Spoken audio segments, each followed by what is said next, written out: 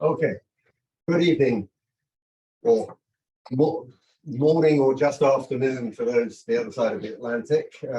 Welcome to the last SEESOX seminar of this term. And unusually on a Tuesday evening for reasons beyond everybody's control. And I think we have a good one here on does democracy promotion and safeguarding after accession, does the EU matter? Which is, as far as I'm concerned, a particularly interesting question. Presenting this, we have Gateva, who is well known to many in SEESOX. She is based currently at the Department of Politics and International Relations, but she's also been at the University of Manchester, Queen Mary, London, University of York, and University of Nottingham. And she's also spent a couple of years at the LSE, working on research on Southeastern Europe. She has particularly focused on all sorts of aspects related to the EU and also to Southeast Europe, since she originally comes from Bulgaria. And as discussants, we have Othon and Anastasakis, who is director of SEESOX and the European Studies Centre, so I won't bother to say any more about you, Othon. And Mihail, who is originally from Romania, who is a departmental lecturer in politics in DPIR here at Oxford, and also a tutor at Christchurch. And he is an Antonian as well, so and has got his PhD at Central European University in Budapest. So we have a pretty good palette of speakers. And Ellie will be speaking for about 35 minutes, and then our two discussants will talk for about 5 to 7 minutes each, and then we'll throw the floor open for questions. And I would encourage those who are watching this online also to pose questions using the Q&A function on the Zoom chat. And I will try to give equal opportunity to those who are in the room and also those who are attending online. So without further ado, Ellie, over to you. Thank you, Jonathan. Thank you for your kind introduction. Thank you for joining us in person and online as well. So what I would like to talk about today is thinking about the impact of European Union and to what extent the EU can make a difference in terms of promoting or safeguarding democracy after accession, by looking at two very interesting cases that I think have not received a fair amount of attention in the academic literature. So today I will focus on developments in Bulgaria and Romania since their accession back in 2007. And this is a picture from the Luxembourg European Council when the accession treaties of Bulgaria and Romania were signed. This was back in April 2005. So here we have pictures of the ceremony which involved the signature of the accession treaties. And interestingly, what set Bulgaria and Romania apart from the other countries that joined in 2004 was that there was an additional safeguard clause which was included in the treaty, and the safeguard clause allowed for the possible postponement of the accession of the two countries, which was fixed to happen on the 1st of January 2007.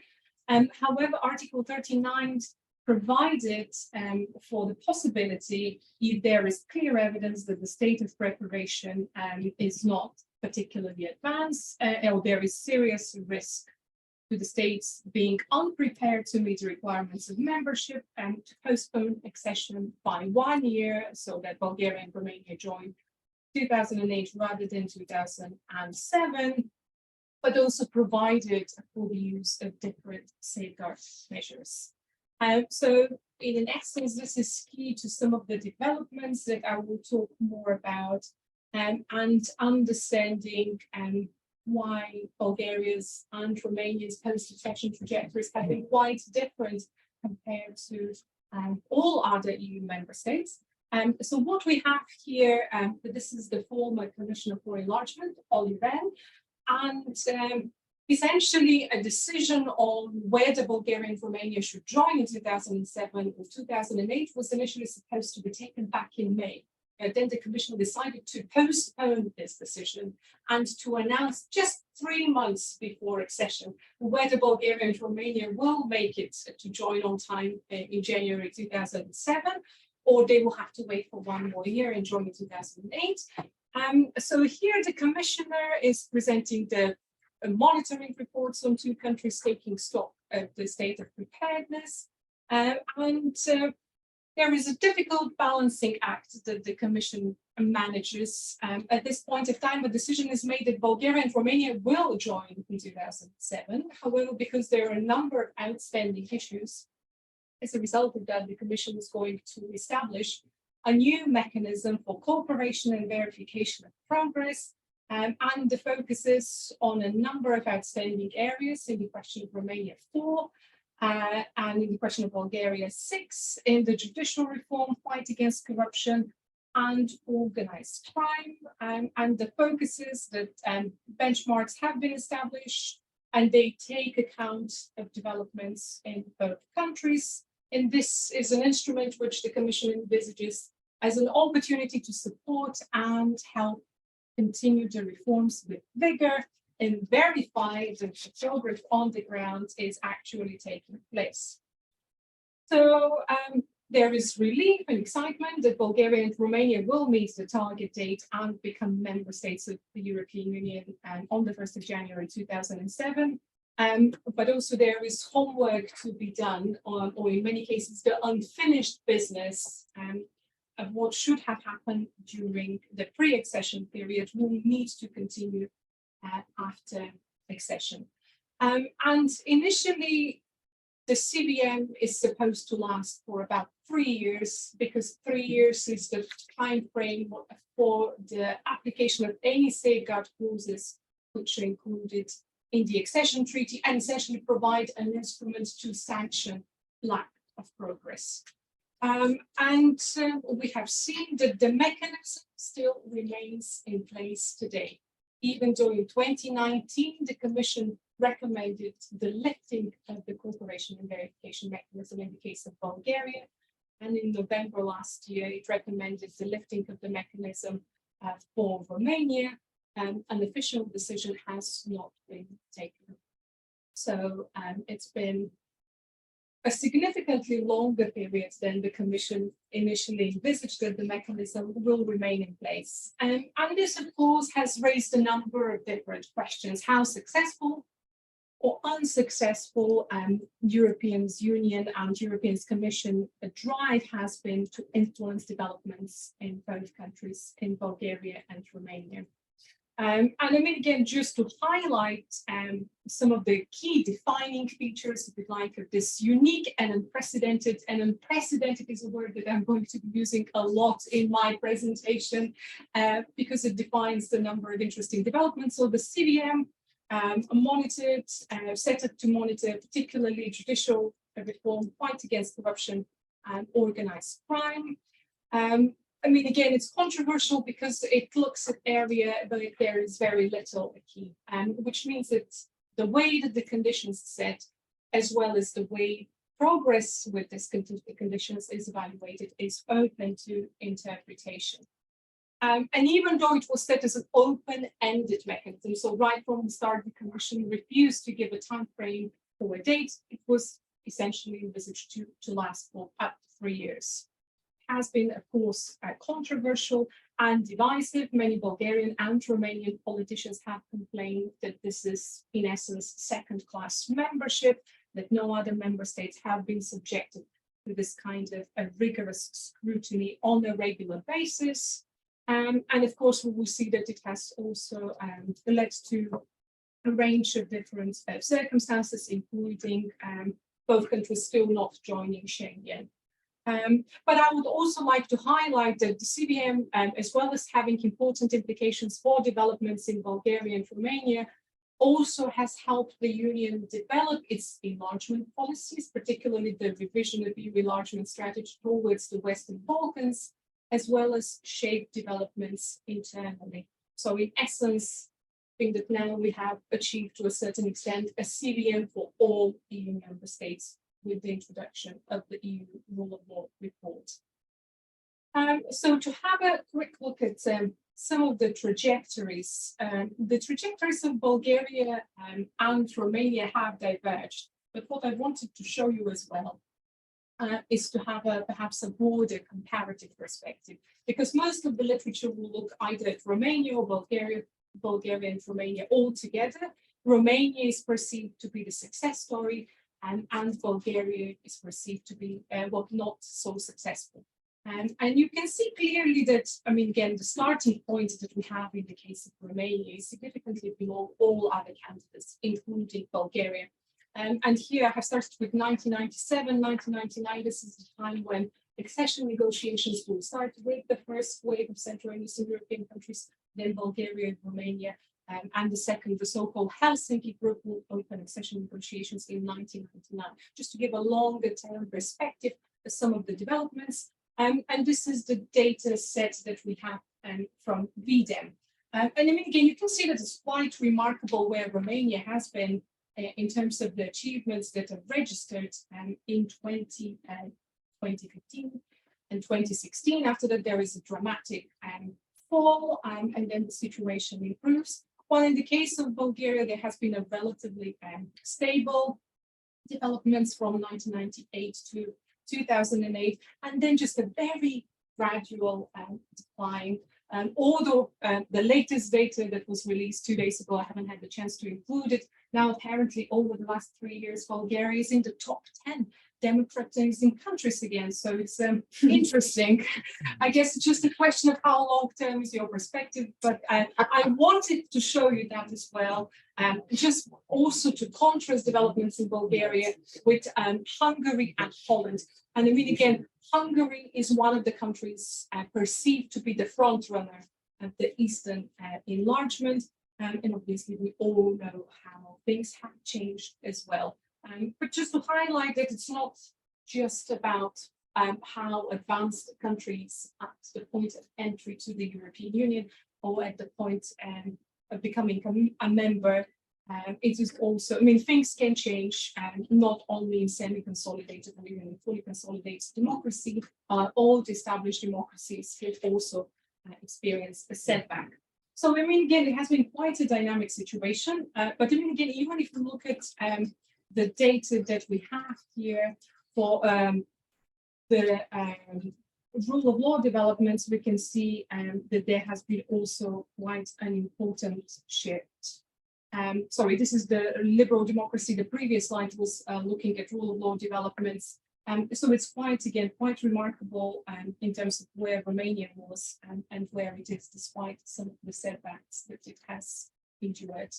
In stark contrast to the significantly more dramatic decline in Hungary and Poland. And of course, this is the reason why there is much more literature on Hungary and Poland, because it has been a very dramatic, drastic, sudden and rapid decline, while the cases in Bulgaria has been very subtle, gradual, mostly out of the headlines with a focus on corruption rather than any particular concerns about the quality of the judicial reform, independence of the judiciary or effectiveness of the judiciary. And I have selected, I mean, again, I decided not to include all the 12 countries that have joined in 2007 and 2004, but highlighted some of the countries that were perceived to be the front runners.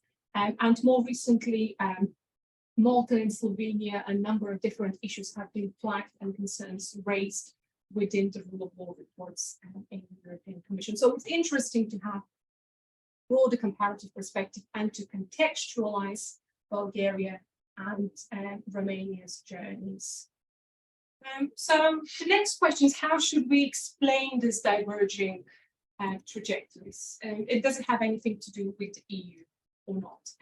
So firstly, I would like to very briefly tell you some of the key approaches in the literature in terms of how we should explain the impact of the European Union. And here there is, you would not be surprised, disagreement in the literature looking at the early developments and the impact of EU enlargement conditionality in the context of the Eastern enlargement.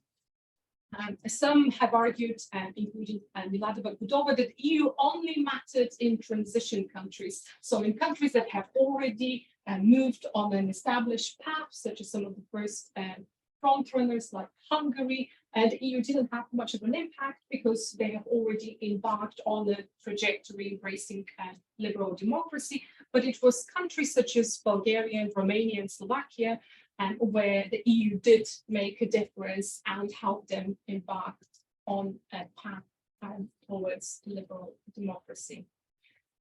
Freedom has been skeptical in terms of evaluating the impact of the EU, arguing that indeed the EU has influenced legislative as well as institutional reforms, but he has been particularly skeptical when it comes to any deep effects, arguing that there are no deep effects, but also pointing out that the time frame for evaluating these developments is very short.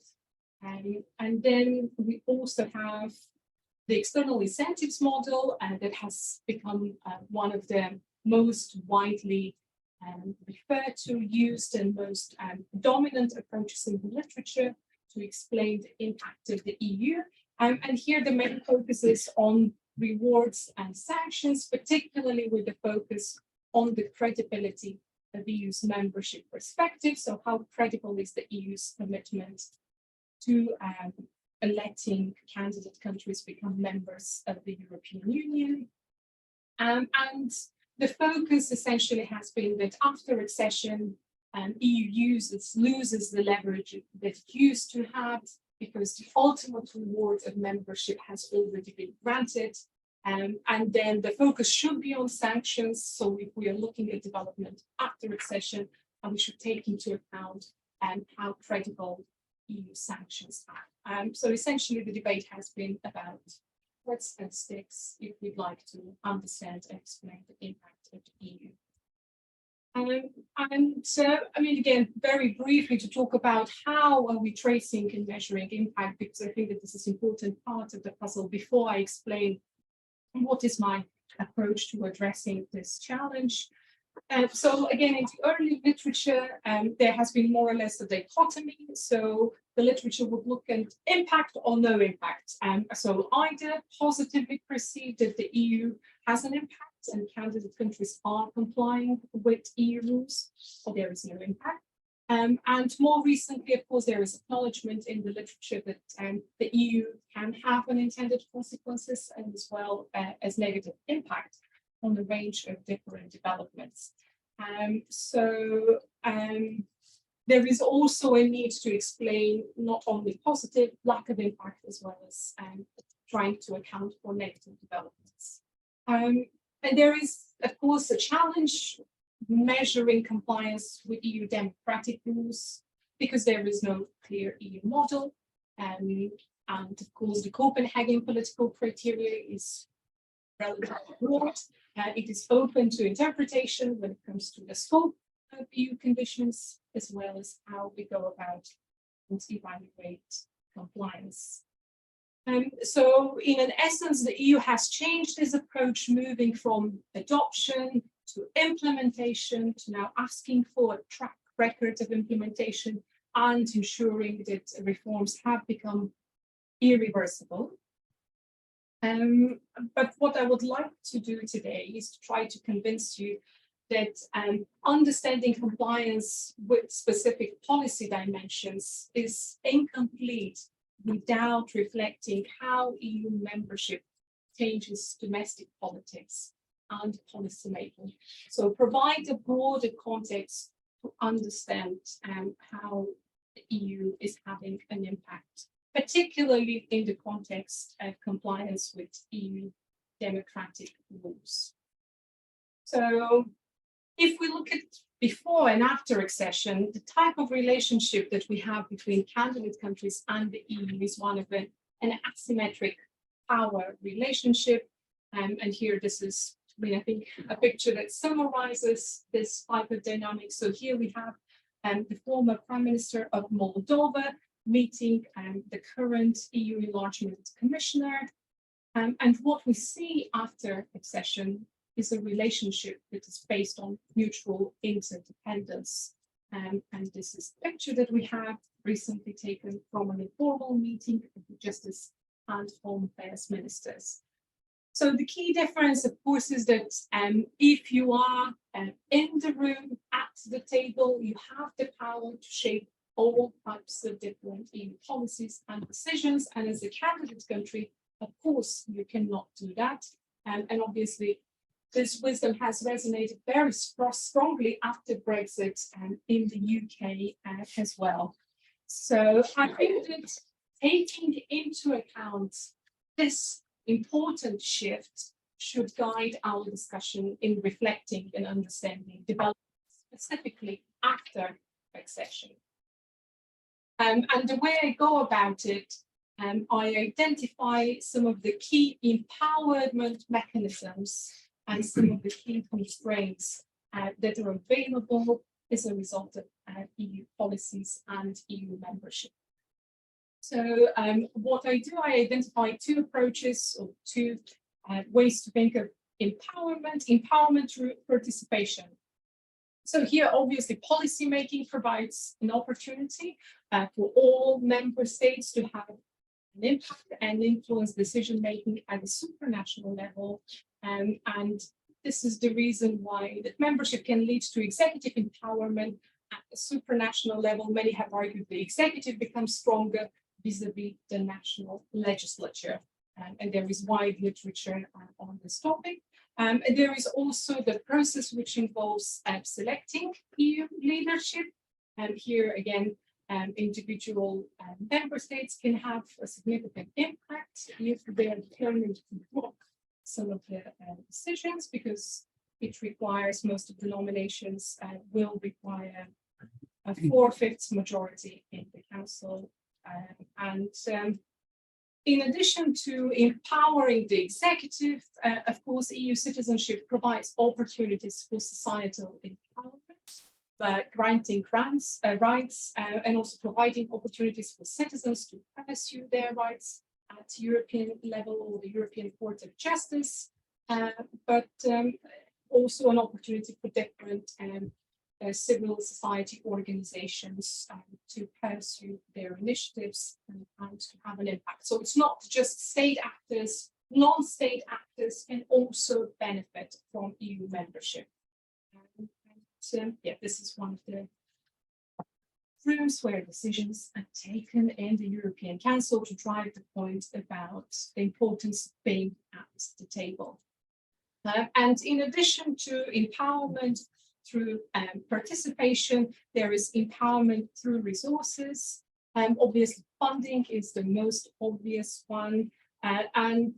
Here, the main significance is that the national executive could also be empowered at a national level, because there is quite a lot at stake in decisions that are organized in terms of how funding will be used and distributed.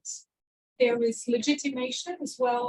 It's also been acknowledged in the literature that the extent to which European Union politicians as well as European leaders can legitimize and even launder the reputation of some of the domestic leaders.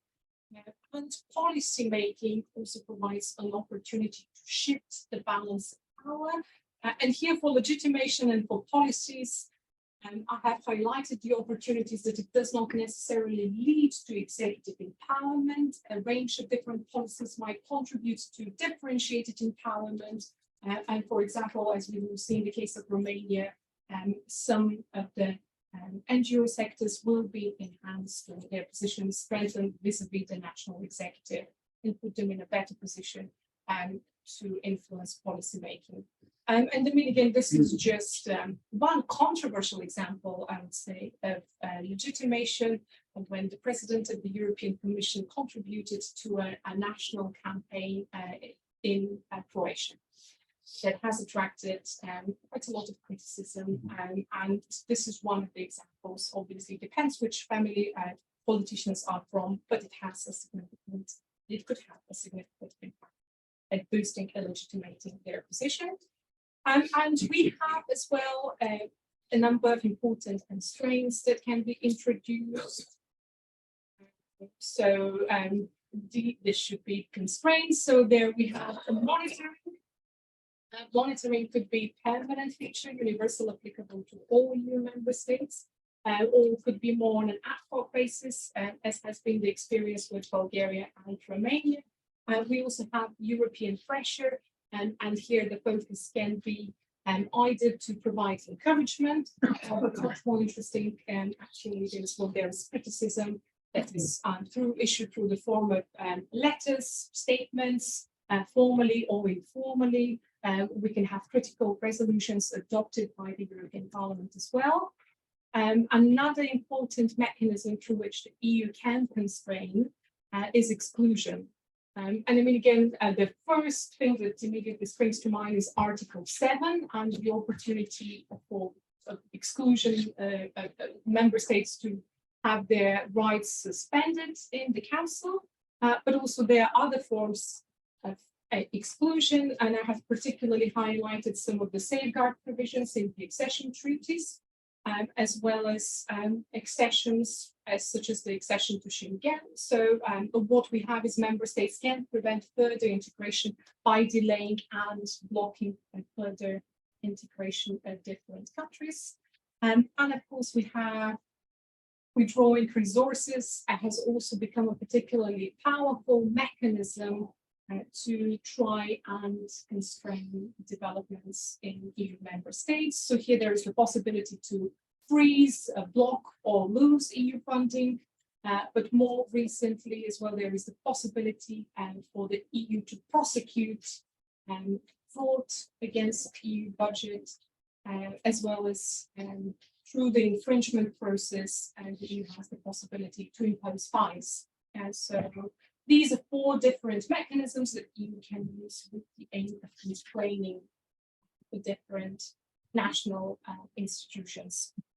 And if we try to apply the framework and look at some of the developments in Bulgaria and Romania, I mean, again, one of the most important or significant developments, many tend to agree, is the extent to which the EU membership has enhanced the position of Bulgaria, and given the fact that they have been in power for almost a decade, it's clear that it has been the national executive driving reforms in the area of justice and fight against corruption. And very briefly, I mean, again, this is, I would say, a stark contrast. And this was the former Bulgarian Prime Minister, Chiru, and here he was joined by the first European public prosecutor, Laura Kövesi, in essence, trying to enhance or strengthen Bulgaria's efforts through working closer or cooperating closer with the European Public Prosecutor's Office. And I mean, again, this is interesting. You will see when we compare it to Romania, it has been a slightly more mixed picture. In terms of mechanisms to constrain, perhaps the most noticeable example comes back from 2008. The Commission published 2 reports on Bulgaria. One is part of the CVM mechanism, and the second one was a special report on the management of EU funds. Was unprecedented because it decided to withhold the licenses of EU funding agencies, and essentially the EU initially froze EU funding, but as a result of that, after most of it was actually lost because it was within a time frame of 2 years to be used. And it is quite a stark and strong language that the EU used at this particular point of time. And it wasn't a coincidence that the 2 reports were published at the same time. So very highly critical reported developments in Bulgaria. European Parliament has also tried to provide a platform to criticize some of the developments in Bulgaria. Here they have had the former Prime Minister Borisov presenting in the European Parliament. European Parliament has also organized a number of different missions as well. This is the rule of law mission in Bulgaria. We have also seen the European Public Prosecutor, and that has caused quite a lot of excitement and confusion in equal measures. So Chiru chose Bulgaria as the first country to visit after she took on the job as a European Public Prosecutor.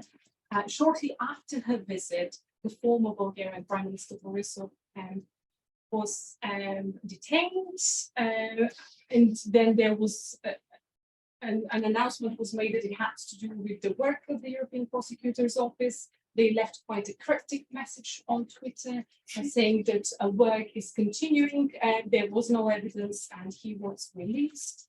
They basically said that they have been working on several reports regarding serious allegation fraud with EU funds and systemic corruptions involving top officials. Is all that they have.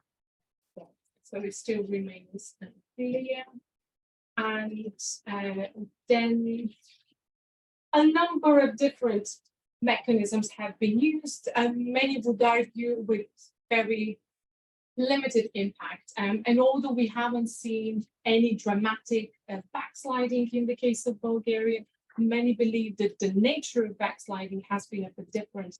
It has been substantially different, and it has performed well on paper, but informally the institutions have been captured, and still this is to be resolved and remains one of the major issues in Bulgaria, ensuring the independence and the effectiveness of the judiciary.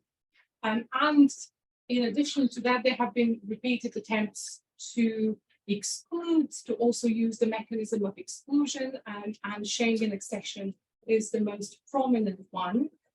This is quite again, to give you the perspective, Bulgaria and Romania were scheduled to join Schengen in March 2011. So now it's March 2023, and they're still not members of Schengen.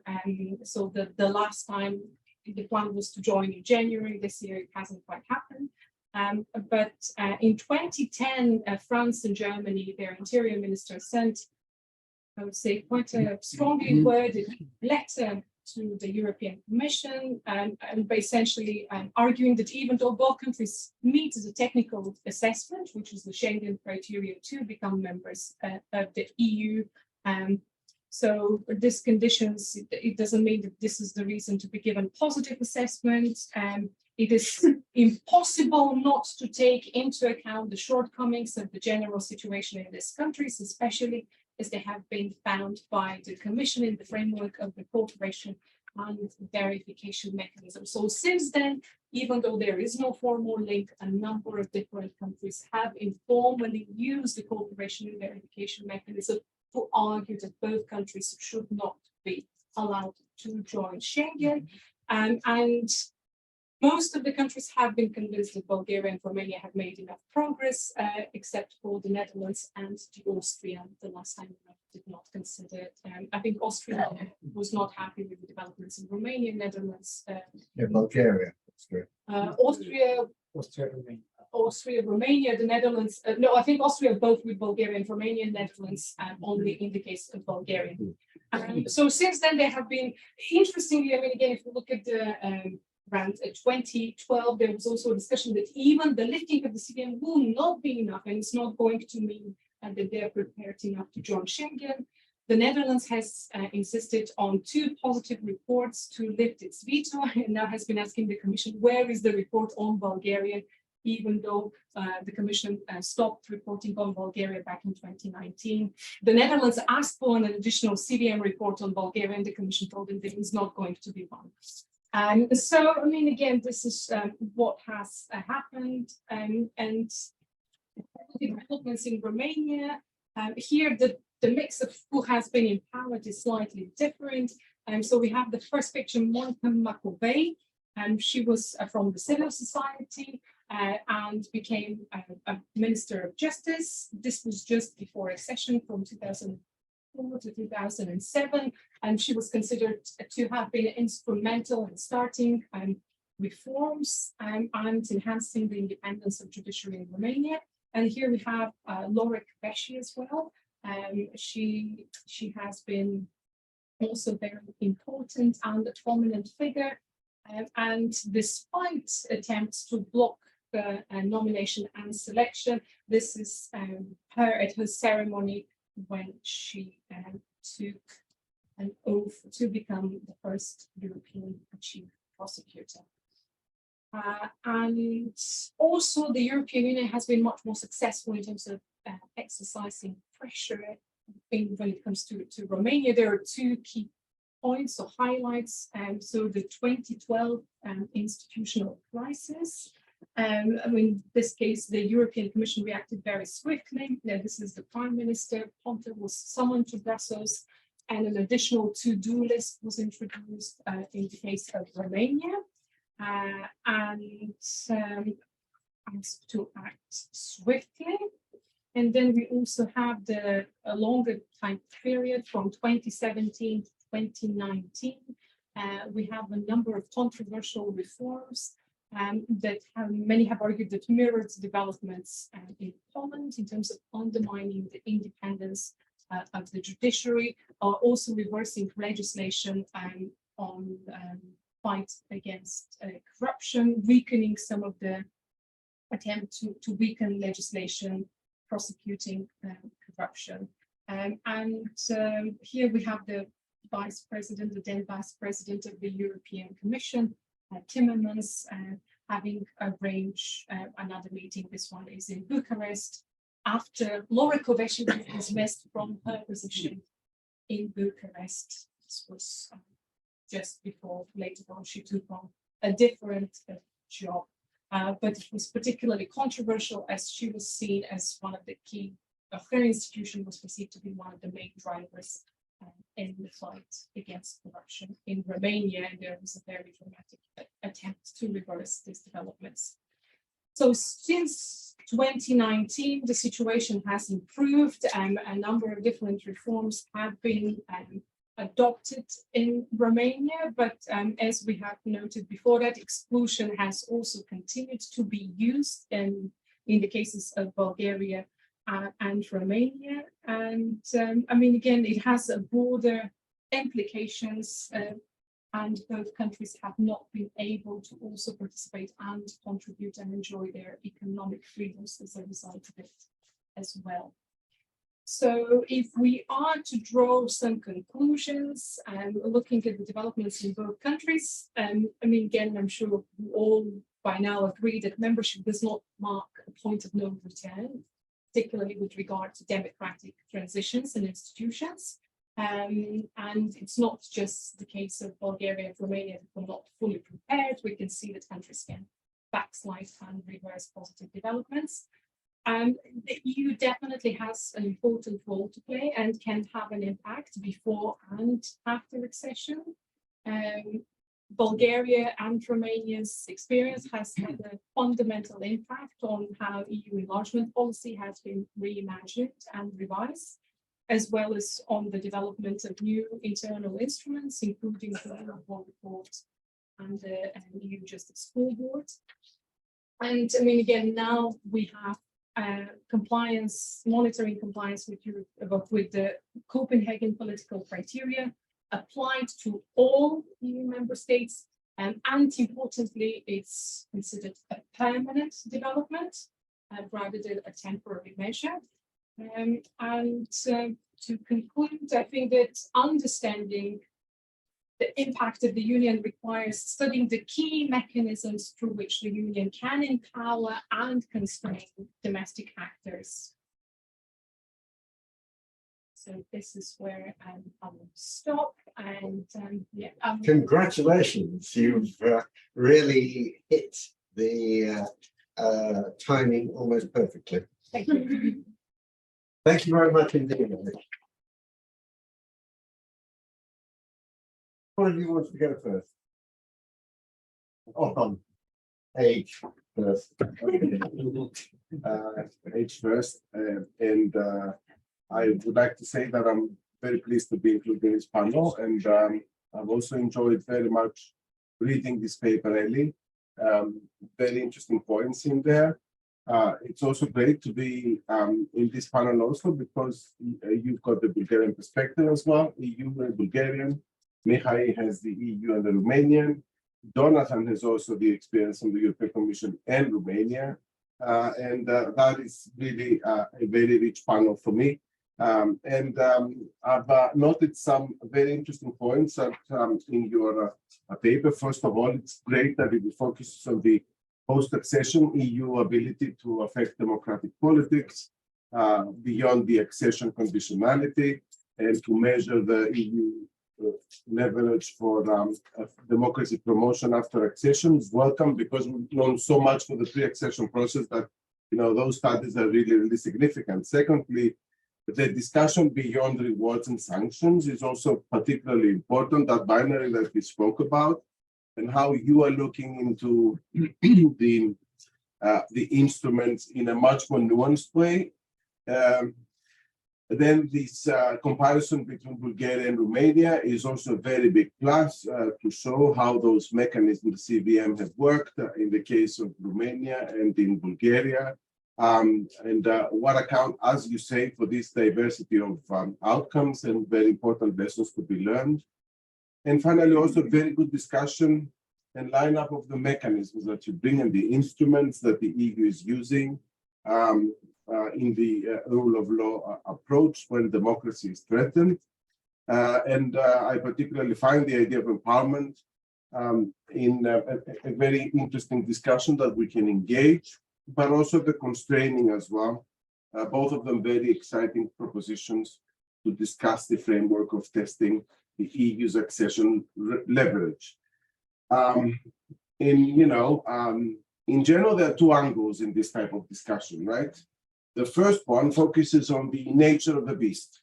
So what are the nature of the mechanisms? How are they being conceptualized? The overall strategy, their potential, their limitations.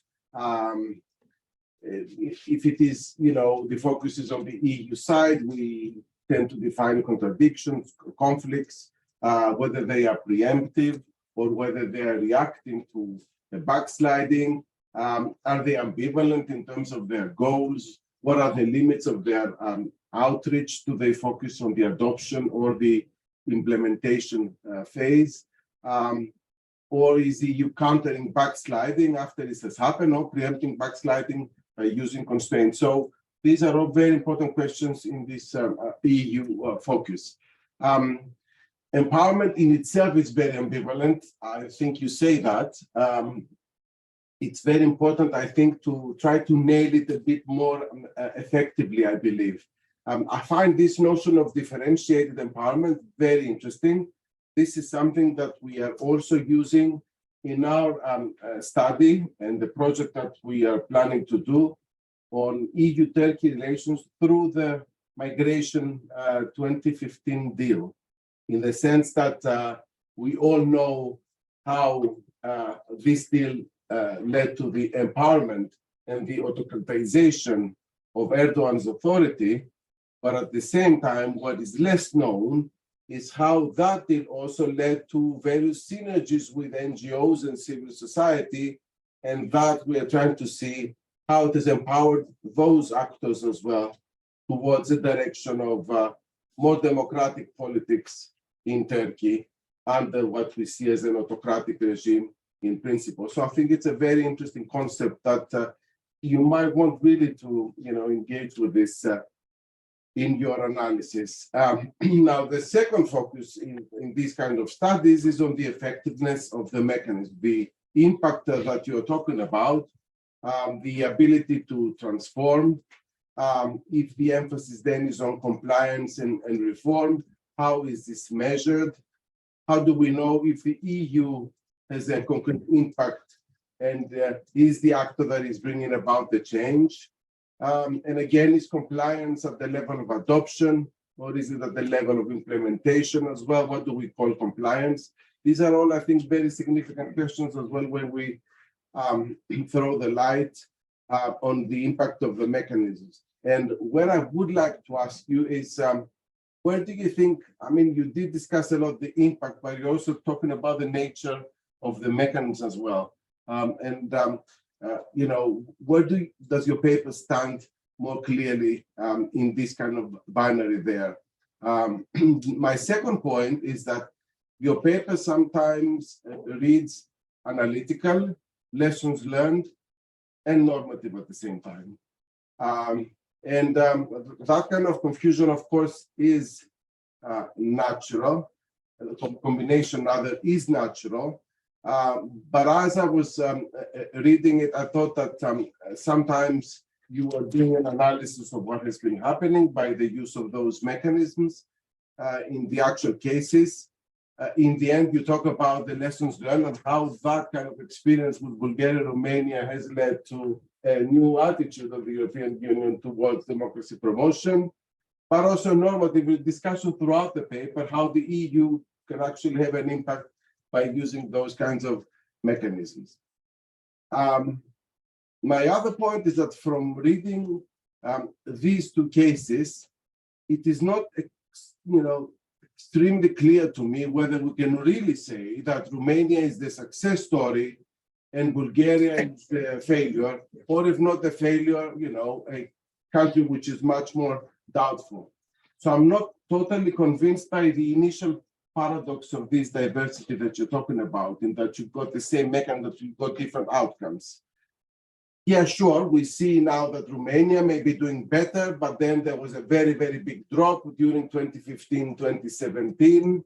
At the same time, as far as I can remember myself, we've been dealing with where Bulgaria and Romania are constantly antagonizing with each other from the 1990s. Who is better, who is worse, who's dragging the other one behind, and all this discussion.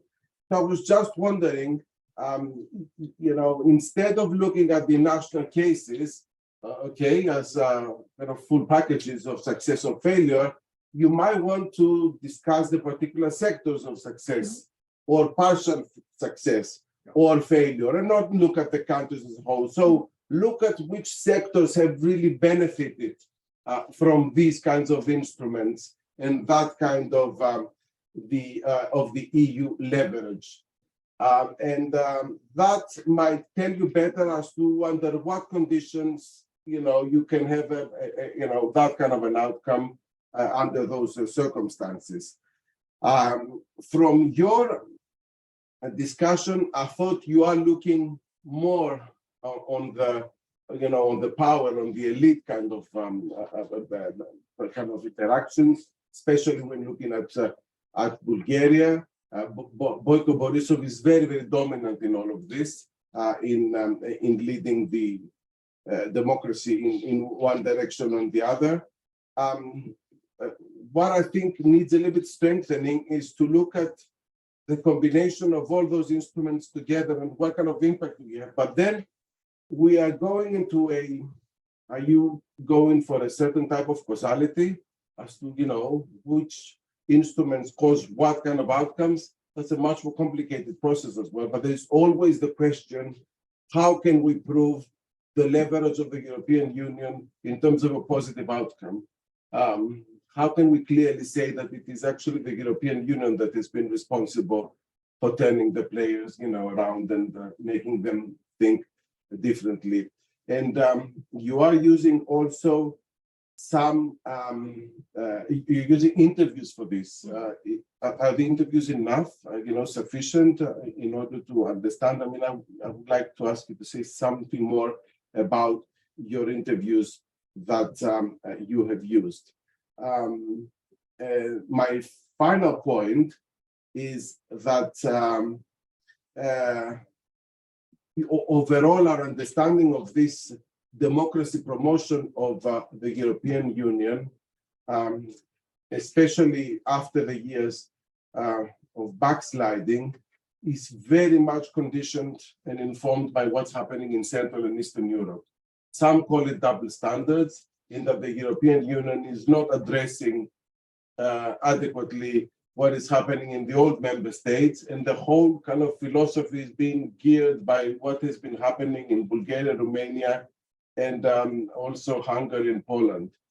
I don't know whether that affects your thinking of the EU as a democracy promoter, but it is very much conditioned by Central and Eastern Europe. And this is a very partial understanding, I think, if you want to go with some wider conclusions as to what is the nature of the EU's conditionality in the current day and age. I will stop at that, but it was, a very good paper, and it made me think a lot. Really, thank you. Thank you. Thank you very much, Othon. Mihail, and then I'll give you an opportunity to respond before we throw it to Mihail. Yes, thank you very much for the opportunity to comment this excellent paper, and I agree with a lot of the praise that Othon has just formulated, and also with some of his suggestions about how this could be further developed. So I would just start by saying that I think the topic is highly promising, and it can, as the author mentions at the beginning of the paper, help reframe this whole debate about the EU's role in democracy promotion and how the EU can help rule of law quality in member states by drawing on the example of these countries which are usually ignored. So a lot of the literature on democratic backsliding, to which I contributed myself, focuses on Hungary and Poland for good reasons, partly emphasized by Eli here, but also because there the contestation is much more open. It comes from a very Eurosceptic ideological angle compared to what has happened in Romania and Bulgaria. Looking at the CVM, I think can help us understand how the EU has both empowered domestic actors who are under reform, and also how it has failed in helping these countries and sort of maintaining them on a more democratic or higher quality of democracy path.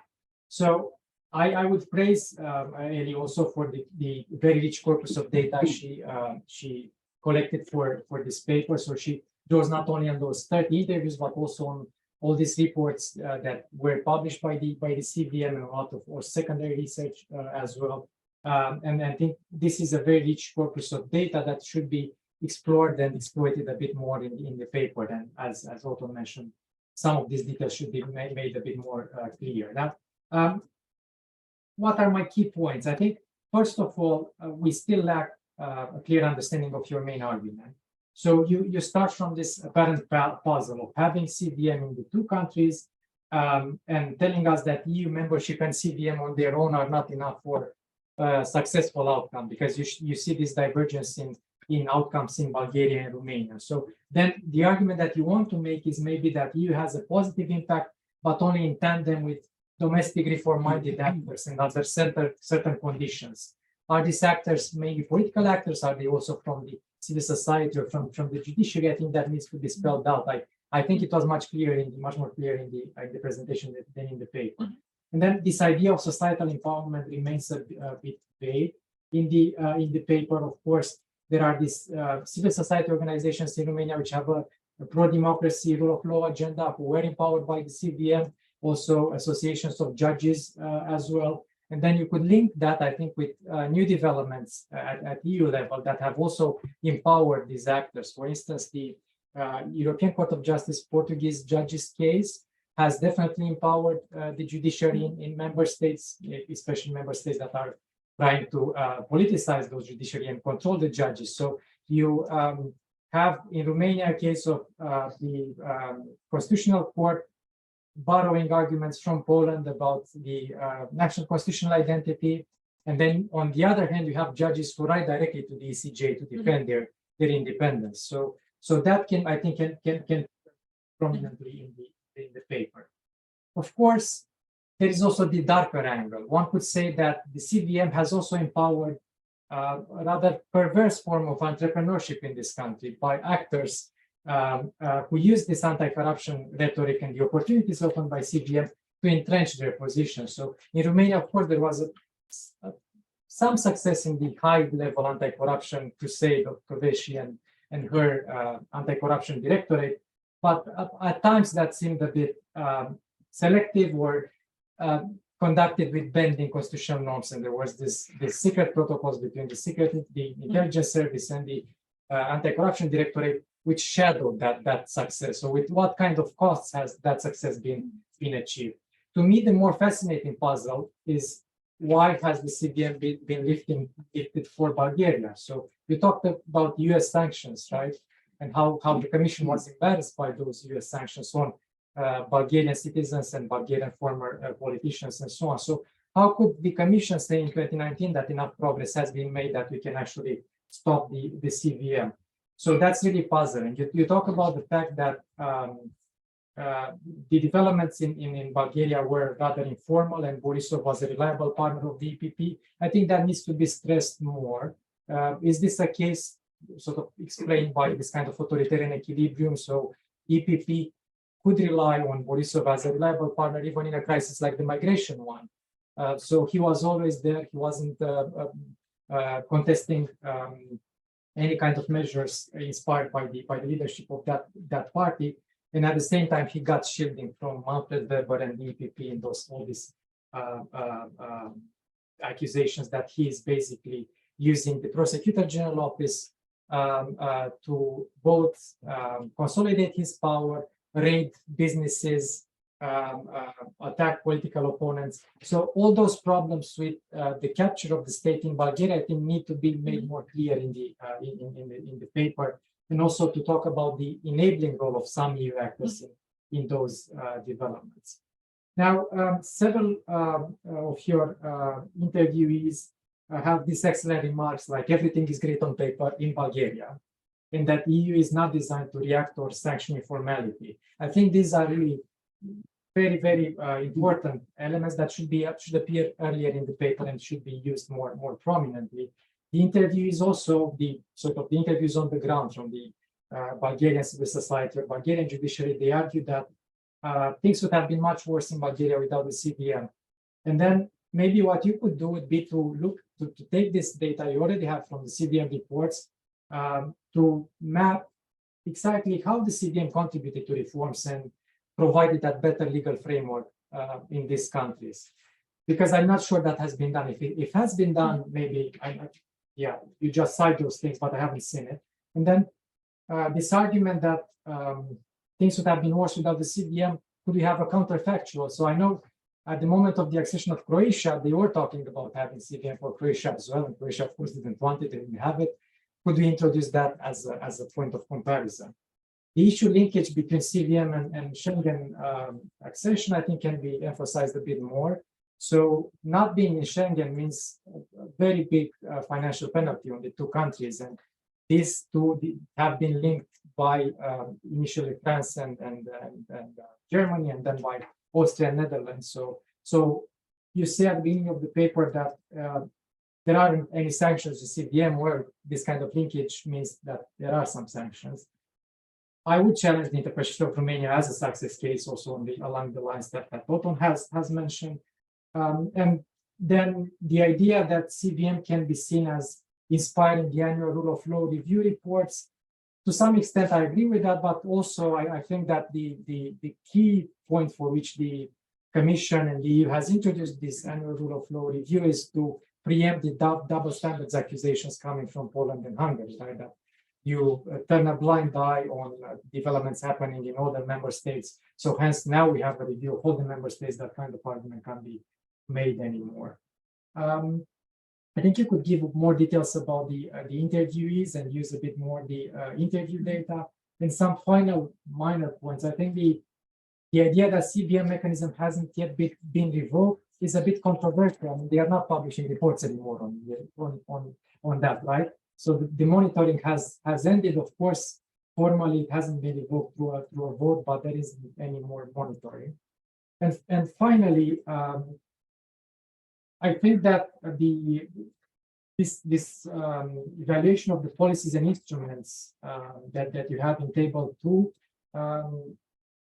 is very important because it helps situate the CVM, but at the same time leaves out some other mechanisms. And of course, there is a plethora of these instruments. And Daniel's Kellerman idea that the EU invents new tools because just a bad workman who blames its tools. You have the rule of law framework, the rule of law dialogue. So these are not mentioned in your table, probably for good reasons, because they are really ineffective or just a masquerade of tools fighting backsliding. but then if you exclude them, I think it should be explained why you do that. So finally, I do believe this is a very promising research, and you have to, I think, narrow down and sort of focus on a clear argument and use this wealth of data that you have to tell a more coherent story, and then I think the literature would definitely benefit from this research. Thank you very much. Thank you, Mihail. Thank you very much indeed, Mihail and Othon.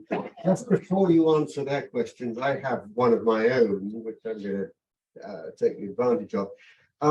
You began your presentation from 2006, which is reasonable because that was essentially, it was at that point that you were starting to tackle the post-accession. Would it be helpful to go a little bit further back, because how things were dealt with in the preparations for accession, particularly the role of the European Parliament, and how well or not the Parliament and the Commission did their job in that period of asymmetric power, also influenced where things were starting and the attitudes of civil society in particular in the respective countries. So I just wonder whether that might also perhaps have implications for how things evolved subsequently. So.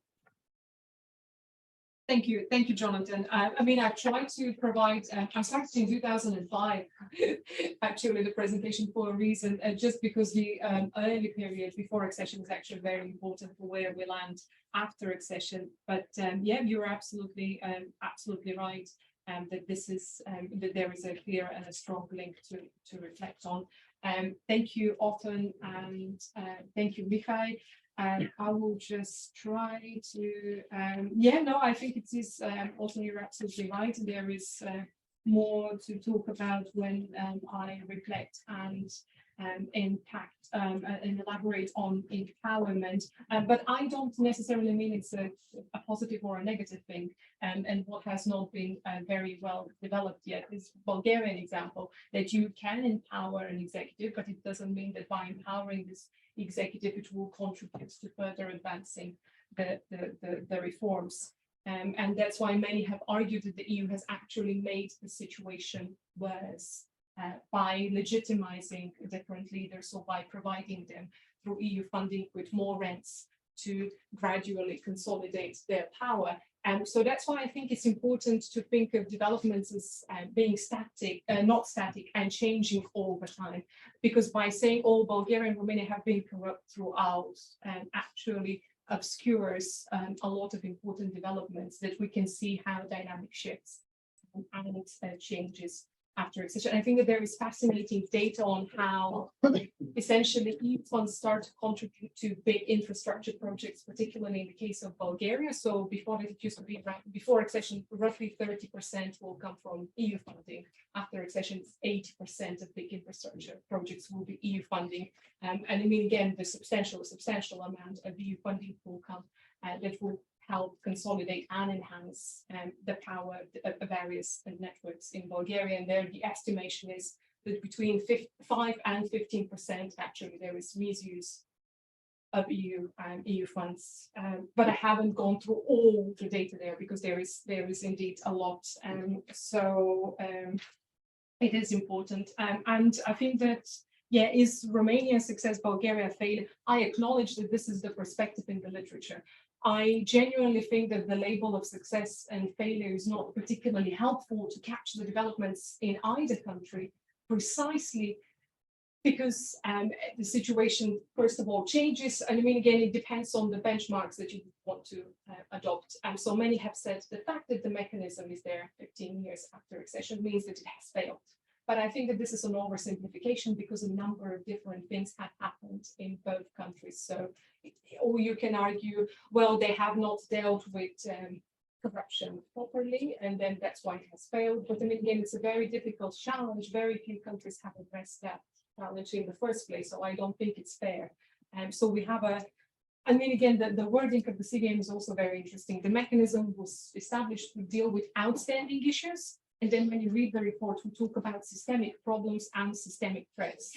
And I mean, again, so can you address systemic problems and systemic threats if you issue reports every 6 months? And it's also important that the Commission has provided funding for judiciary training and for other training programs, but just by looking at the CVM, I think that, or by looking at the rule of law report, or by looking at the individual EU instruments, we cannot understand what impact the EU is having. So that's why I aim to provide a broader perspective and embed or contextualize how European membership through the different instruments, how they can be translated in mechanisms to help us understand and explain these developments. So yeah, I agree with you, many have contested, but I think that it's important that precisely it was the hyperactivity in the Romanian case when it comes to conviction rates of, well, politics. We have former prime minister, I think 18 ministers. I mean, again, truly impressive. In Bulgaria, everybody was jealous. Basically, they were saying Romania have a whole government in jail. This is unthinkable. It is, and there is, of course, I mean, let me mention this one now. The writing books kind of became a flourishing business. So if you want to reduce your jail sentence, you start writing academic books, and I think it was a book will reduce your sentence by 2 or 3 months. So suddenly, many famous politicians were publishing while they were having their time spent, and it's reducing their jail sentence. And then many have argued you have this kind of well, high conviction rates, but then there is no actual prevention because they return back, or their place would have been taken by a relative. You are not dealing, this problem is still not addressed. So that's why I've tried to avoid taking either harsh stance and saying nothing has changed or everything has changed. And by also drawing on the data, not just from the Commission reports, because many have had issues with how Commission has evaluated progress and failure in both countries, try to contextualize perhaps and try to identify some bigger trends using the VDEM data. And on this note, on data, it's not just the interviews. I mean, I'm very lucky to have a lot of interviews, and hopefully I will be able to conduct some more interviews over the summer. But I have poured over an extensive archive of news in addition to the CVM reports in the case of Bulgaria were 18, but there is also technical reports. So it means 36 reports. These are just the reports when it comes to the CVM. There was one anti-corruption report. The scoreboards, I mean, I don't remember whether it was 2012 or 2014, so there will be 10 of those reports. Now we have 3 rule of law reports. This is just the European Commission. Then we have the Venice Commission reports. Then we have the Greco reports. And then it's just an incredible amount of data. You need some AI to do that. So trying to tell a coherent story, that's why sometimes poses a challenge. And obviously the period since 2007 has also been dramatic. So what I've tried to do for the paper is to identify broader trends and highlight some of the key points. Well, in the case of Romania, it's much easier to identify the backslide because it has been very dramatic and always kind of on paper trying to forcefully rewrite the rules. In Bulgaria, it's very, very subtle. So that's why Bulgaria has stayed out of the spotlight for a very long period of time. Usually it has been allegation about a big corruption scandal that will expose kind of networks, undue influence, and then the ineffectiveness of the judiciary, but then it would not go anywhere. And that's why it's very difficult for the Commission to basically raise a red flag and say, oh, this is like a major issue, we need to deal with it immediately. And interestingly enough, the heavy dependencies of the prosecution that Mihail mentioned, this was mentioned in the 2005 regular reports during accession. It was not part of the benchmarks. It reappeared, I think, after the failed reform in Bulgaria in 2015. Now it's in the rule of law reports, and it is also included in the Recovery and Resilience Fund of Bulgaria. And many have argued, why did it take the European Commission 10 years to put it on the agenda if this very much is at the heart of the problem, rather than looking at the scope of criminal codes or different type of legislative measures, why not deal and confront this major issue in the first place? So, right, and let's see what else. Yeah, so this was Romania and Bulgaria's successes and failures. So I try to avoid either labeling them, but acknowledge that this has been the case in the literature. Because obviously there is much more nuance to both cases. And I think that this nicely leads me to one of Mihail's questions. Why did the Commission lift it for Bulgaria and not for Romania? I was doing interviews when the Commission was preparing to lift it for the 5th anniversary. So there was an exercise, there was gearing up to, and then basically Ponta very abruptly tried to oust the president, and the whole process unraveled. So that was the reason why in 2012, the whole exercise could not be lifted. And then in 2017, again, there was the big anniversary, the final benchmarks that will lead to the conclusion of the instrument. And then we have the justice reforms in Romania. And I think precisely because the way that democratic backsliding happened in Romania is on paper, you have legislation. This provided an opportunity for the Commission to react and to demand changes. And obviously the other thing is that the rule of law report was already in the pipeline. If you read the conclusions, and I mean, again, the conclusions where the Commission say Bulgaria has satisfactorily addressed the conditions set at the time of accession, but it needs to do this, and this, and establish a track record of implementation, and set up a mechanism to continue monitoring this, and continue to be monitored under the rule of law report. Essentially, it's an exercise in trying to wrap up the mechanism, which has also been a big headache for the European Commission. We need to recognize that quite a lot of blame has been placed at the European Commission for the way that it has dealt with, handled the whole situation, or let it happen in the first place. And so I think it's I would imagine many in the Commission are relieved to be in the process of putting the CVM to bed and saying now we have rule of law for all. But you were saying it's not revoked and it matters precisely because of the Netherlands reaction. So they were saying, well, in the case of Romania, we have the positive report that was issued in November 2022. And we can, on the basis of this, recommend, or we are happy to support there. But the Commission hasn't presented any reports on Bulgaria, so we cannot. Where is the Commission report from the CVM? Because the Commission has the right to revoke it, but they say that they will need to, or they will ask the European Council and the European Parliament to give them the green light to wrap up the mechanism. And technically they haven't wrapped it up for Bulgaria, even though they don't publish reports and the monitoring is through the rule of law reports. So yeah, I think it matters, even though that's why I highlighted it. Thank you for all the excellent suggestions. Yeah, I think that I've covered most of the points, and obviously we can talk more later. Just to repeat for the those who are watching online, if you have questions, you can put them through the Q&A box, and we will open the mic for you so that you can ask your questions.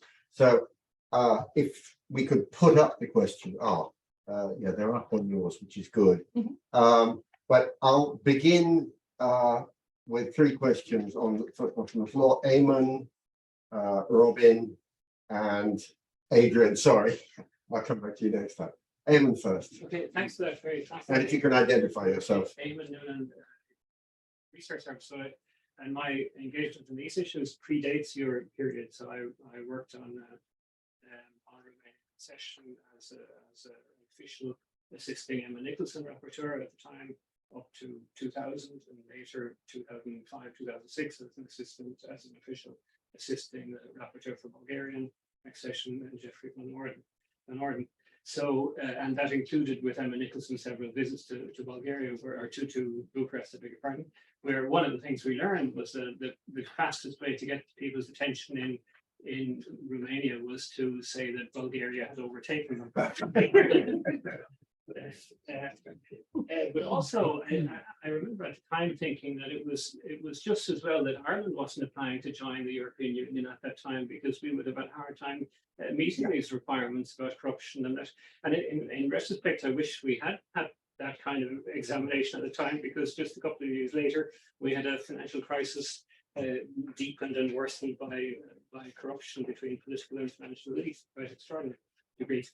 But I wanted to kind of suggest you take a little bit further in relation to the political linkages at European level. So you did mention EPP and the Borisov EPP link as also, and here I'm kind of wondering how this worked and what were the, what were the positives and negatives of this kind of the political linkages across. If I could refer back to Jonathan's question about whether the pre-accession work influence somehow the later course of events, because in the case of Romania, you had a very engaged and active MEP rapporteur who was affiliated with the Liberal group at the time, and took very clear positions on child welfare and human rights issues in particular. In the case of Romania, in the case of Bulgaria, it wasn't. You had a rapporteur who was in the EP, not even in the EPP group anymore. I think Conservatives, but affiliated more or less to the EPP. And at that time they were affiliated with the EPP, but less fussed about certain things. So you had some kind of different nuances, and given the attention that was given to these as individuals in the development of in the negotiations up to accession, I'm wondering, if that had a kind of a knock-on effect. So I'm just wondering, how these political linkages at the European level might have had an influence and continues to have an influence, and whether that's a positive or a negative influence at different times. Finally, I can't resist mentioning a series of phone calls I made as an official of the Human Rights Unit in 1998, I think, to a young official in Bucharest, trying to persuade her to come to a European Parliament hearing and talk about police misbehavior in Romania. And the issue we discussed was whether she would have a job when she returned to Romania, because that was a very pressing concern. I eventually, the result of our conversations was that she did agree to come, and that was the first time I met Monica McAvey. Robin. Thank you. Robin McConaughey, member of SEESOX.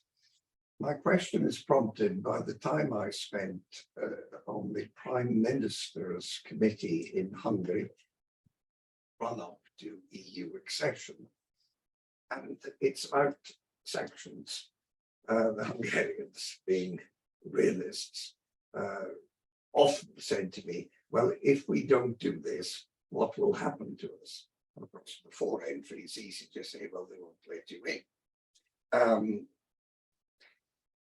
But question is, does your mechanism, does your framework, Ellie, allow you to say anything, or even in a preliminary way, about which sanctions have been most effective in producing which results?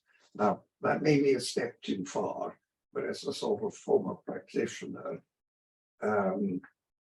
it would be useful to know which are the things that really, really count. Adrian. Thank you. Adrian Chasty. I'm going to say ex-IMF because my remarks are going to be based on that. Ellie, thank you for a wonderful presentation. You did use a word that I can't agree with, which is unprecedented. So for me, this kind of struggle you described with the CVM and puzzle about whether it was working and its inadequacy and frustrations about is it finished, is it not finished, is it being generalized, do sanctions, do they work?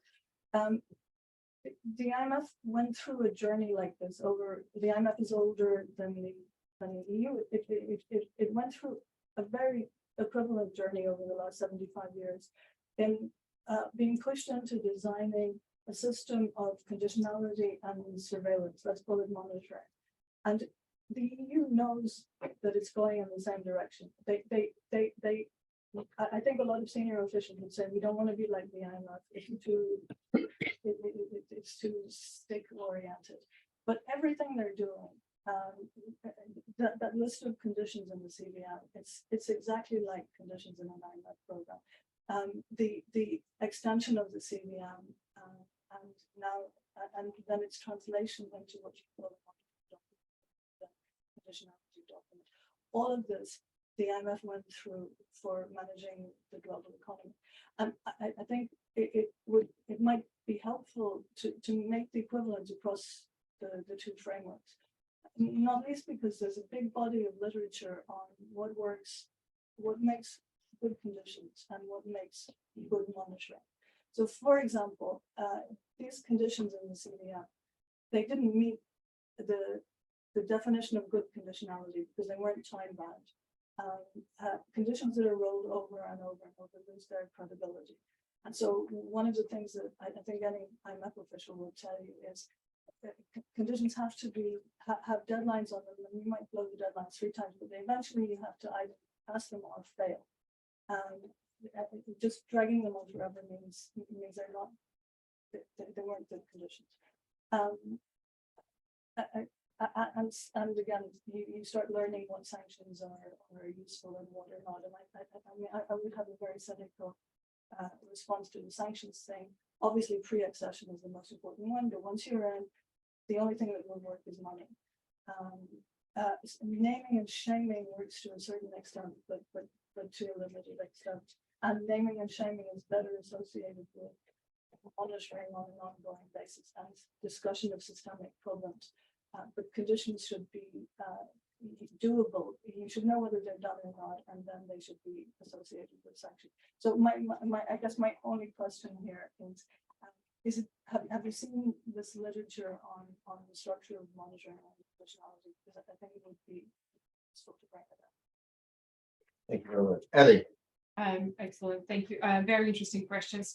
So let me just start with Adrian, because I think it's interesting that the European Commission framed it as an instrument of support, not as an instrument of sanctions, obviously, because there was a very weak sanctioning mechanism.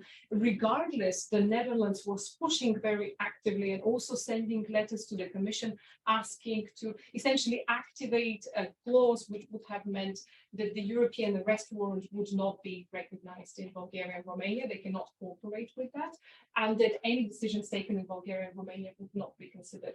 So they would have been excluded.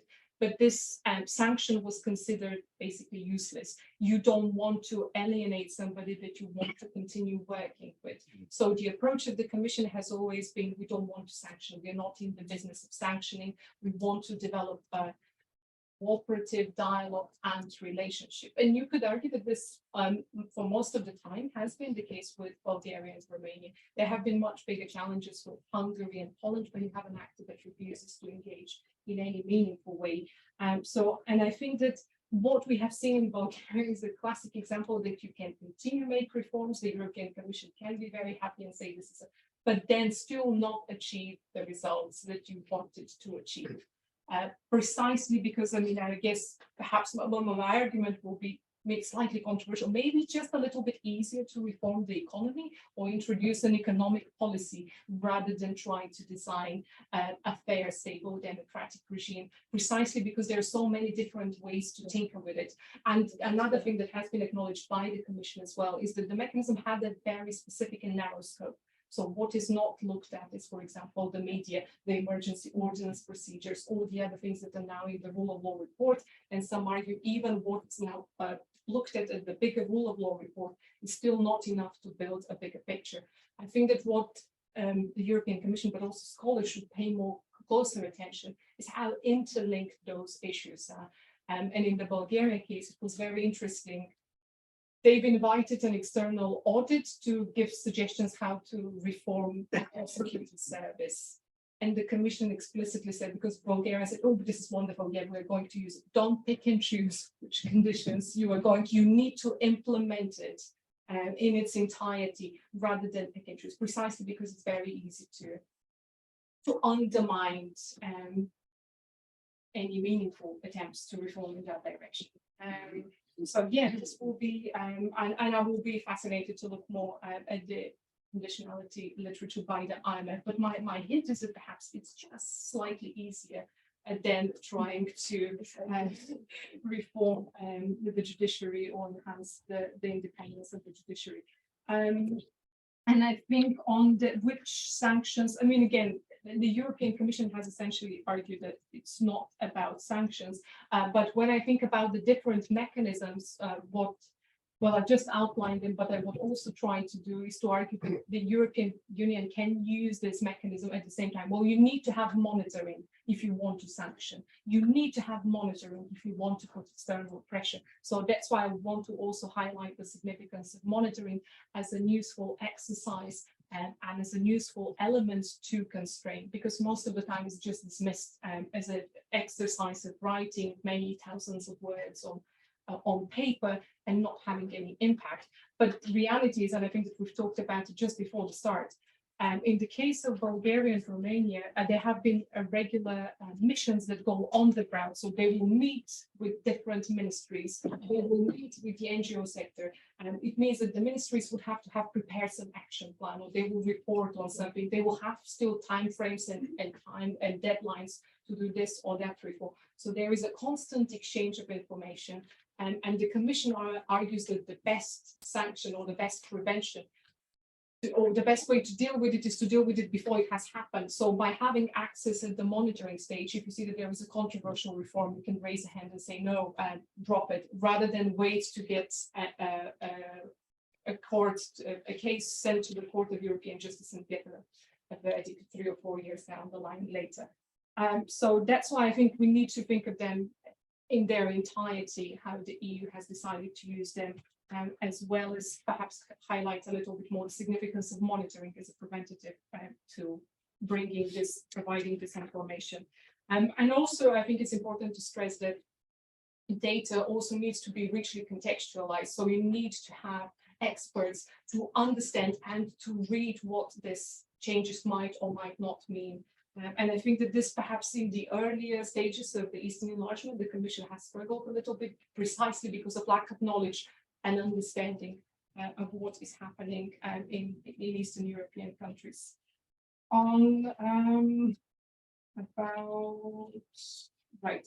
So about reflection, the European Parliament, I agree with you, and I think that with Jonathan, we've also talked about it when I wrote my book, when I was doing, I'm very lucky to have him again.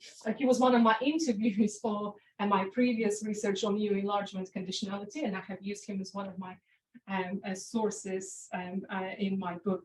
So yeah, I think that you are absolutely right. It did matter what kind of issues were flagged and framed, and in the way that they were flagged and framed. But I just want to highlight again something which is very, very important, and I think it links back to maybe Othon mentioned it before, that it's about Eastern Europeans and how Eastern Europeans. I think that there is a very important threat of double standards here that I want to just basically highlight.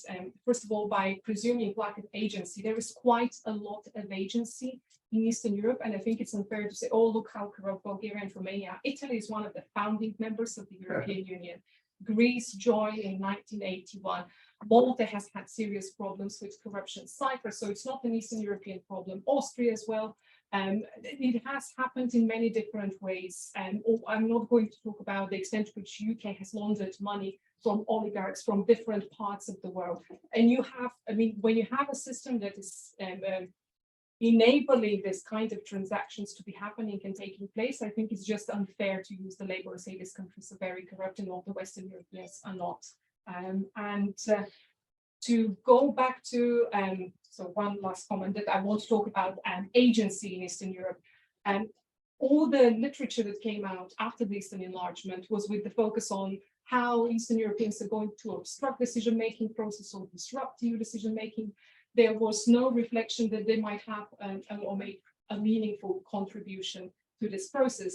And I think Orban is a very good example how a small Eastern European country can have a significant, you could argue it's disruptive, causing quite a lot of harm, but even small countries can have a significant and substantial impact. And it's important to understand that and to take into consideration that if you punish Orban or if you punish Borisov, then you will have one policy portfolio could be firmly blocked at a European level, and you don't want that. You don't want to have a major fight with your family if you have to continue, not just meet them at Christmas, but meet them and work with them every single day. And this is something that sometimes is missed when all the discussions when say, oh, why don't you sanction them? Because you're working with them in the other room. You will meet in this Council on Justice and Home Affairs, but on the next one, you will need to decide on how you use the budget of the European Union. And you need to work with them all the time. So, yeah, no, I think that I've covered. Thank you very much, Ellie. Yes, I mean, this issue of you really highlighted well in your presentation the different power relationship. And this was certainly a contributory factor for the Commission when we were looking at whether to recommend activating the safeguard clause for Romania and Bulgaria, because at the gain of 1 year's delay, we would have created a situation where nobody particularly wanted to work with us, engage with us, to why the CBN was invented. We have one question or two questions, David. And yes, and what, and then we'll Yes.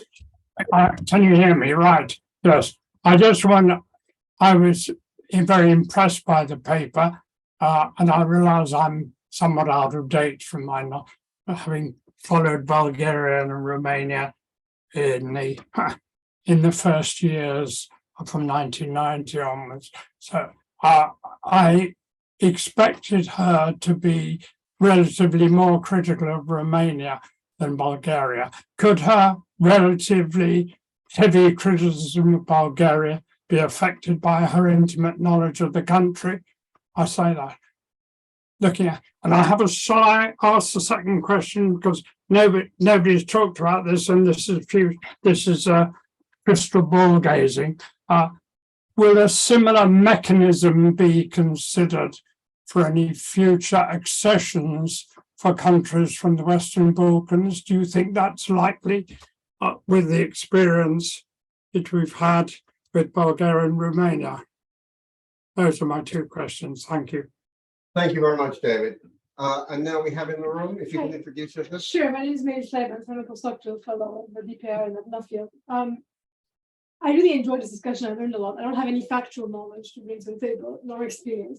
So my comment, sorry, is trying to maybe make an analytical suggestion from what I draw from this event, hopefully useful, maybe vacuous. So it seems like, and that goes in the comment of that direction, it seems like your concept of empowerment, which I really like, brings to the table politics and puts away institutions a little bit, right? You make an emphasis on politics. And so I think that really opens an opportunity to take these particular episodes, particular conflicts or problems, as Othon was suggesting, and then really look at the political coalitions that push them through or block them, right? And this is a different theoretical angle than the one that treats institutions as kinds of equilibria, where you move towards linearly and then stop. Right, this is a kind of institutionalist, pure institutionalist framework, which is very much infused, I think, in this accession debate, from what I understand, because of this notion that you have an institution, you have observable targets, and then you go towards the targets, and you're able to tell are we at a target or not. But actually, politics isn't really like that, right? Never, ever, anywhere, in the sense that institutions interact with political forces on the ground, and they may lead to different outcomes. And the idea of equilibrium is a little bit artificial. It's a model, right? It's a construct. So the stability there is a construct. So yeah, it was just really an analytical tool, maybe for you to bring out the argument more clearly, and maybe have a lens through which you can encapsulate particular episodes, and then have theory development. I'm sorry, I have to run off. Okay. Okay. Can you stay for the answer or not? It's not really an answer question. I have Okay, to. right. Sorry. Right. At the back there. And I work on the EU as well, and you described a process, your mechanism, which is based top down for the most part, and there is the expectation that some change is going to be caused in member states, which is something the EU likes to do a lot in different contexts. And I wanted to hear a bit more about your sense of what the underlying logic behind that is in this case. So I'm thinking about Schimmelfennig and Sedlmeier, sort of the three models: the rational, the socialization model. And to me, the process you're describing sounds like a very incentives rational based model with punishment, with carrots and sticks. But I'm wondering if that is the end of the process. if there is some, in the long run, some sense that there will be some socialization of different actors in Bulgaria and Romania and other countries, so that it's not so volatile. So you get, compliance, and then it drops, and then it goes up, and it becomes a little bit more permanent. So I don't know if that makes sense, if you're thinking about this in those terms, or if you're willing to think about it in those terms. If there is a long-term strategy for that to be more socialization into norms rather than having sticks and carrots. Okay, are there any other questions? Because that will be the last round otherwise. Okay, Ellie, over to you. Okay, so I will just, I think that I will start with the last question first. What I have tried to do is perhaps, but I did not highlight it very much in my presentation, to differentiate between democracy promotion and safeguarding. So democracy promotion in terms of who do you empower to deliver reforms? And the predominant understanding in the literature is very much top-down, but I think Romanian case is very interesting in terms of demonstrating how you can bring actors from the civil society, and they can be empowered to change the status quo or the equilibrium that we have in a specific country. But it means that if you have different actors in power, this is not a stable equilibrium, so things are likely to change. So I wanted to perhaps shine a little bit more light on that, because usually previous literature has focused more on political parties and say, oh, if you have this political party or this political actor, and they will bring about this meaningful change. And I think that there is also interesting research on the empowerment of civil society in the case of Croatia before accession. Natasha Bunch has published a very interesting angle and aspect on that. So this is what I wanted to highlight, that it's not just about political parties so this, and then the other aspect is countering democratic backsliding. So this is more of a reactive aspect in terms of if something is about to go wrong or something is backtracking, how does the EU react, or whether it can reverse. I mean, my argument is that it's easier to reverse backsliding by undoing what has been done, rather to drive meaningful democratic reforms. To drive meaningful democratic reforms, you need to have somebody local on the ground, and the EU will play second fiddle, that they can go as far as supporting them. So this is also something that I wanted to highlight. That, I mean, and I mentioned it in the paper. So if you want to drive democratic reforms, it's the domestic actors that they're the ones that they're the key, they're in charge. But the EU can still make a difference by changing the balance of power within domestic politics, and it's not necessarily confined just to the main political parties, the executive or the political elites. And that's why I have highlighted different aspects, including empowering civil society, which of course can be opened, and we can talk more about it. But yeah, I think that this is two claims that I also want to make. And regarding, so I will talk with Melis, her suggestions are also very interesting. Whether the CVM could be used for future accessions. I think that the thinking has changed, and it's not so much about whether it's about accession, but now all EU member states, not just candidate countries, because before that the dividing line was that candidate countries will have to comply and meet and be evaluated against different standards, and not EU member states. And I think the early literature on human rights was basically saying Eastern European candidate countries are more compliant because they have signed it to a number of different human rights declarations, while we have Western European countries that have not, for example, done it. And so I think that, yeah, the easiest answer is having this kind of monitoring mechanism for all EU member states after accession, that this is, and I argue that that's the best solution, really, and the fairest and the most meaningful one. And but I mean, I have tried to be fairly critical of both countries, but perhaps in the presentation I didn't touch so much on the reversal in the backsliding episodes in Romania in 2012, but also 2017 and 2019, that have, I mean, caused quite a, again, challenged the supremacy of EU law and very dramatic reversal of previous reforms. So yeah, I've tried to to be equal, to take an equal opportunity to criticize both countries, and to be fair, to acknowledge positive steps as well. Okay. Thank you very much indeed. Othon, Mihail? Okay, well, that I think concludes our seminar here. I personally have found it very enriching, and I will look forward to further discussion with Ellie on the pros and cons of what's happening in Romania and indeed in Bulgaria. But meanwhile, I'd like to thank her for an excellent evening's work. Thank you.